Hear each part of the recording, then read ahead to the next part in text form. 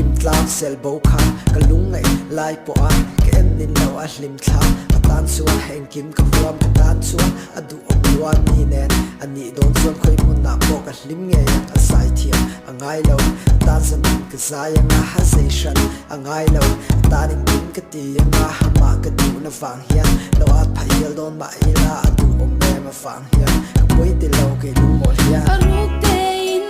ka feeling chi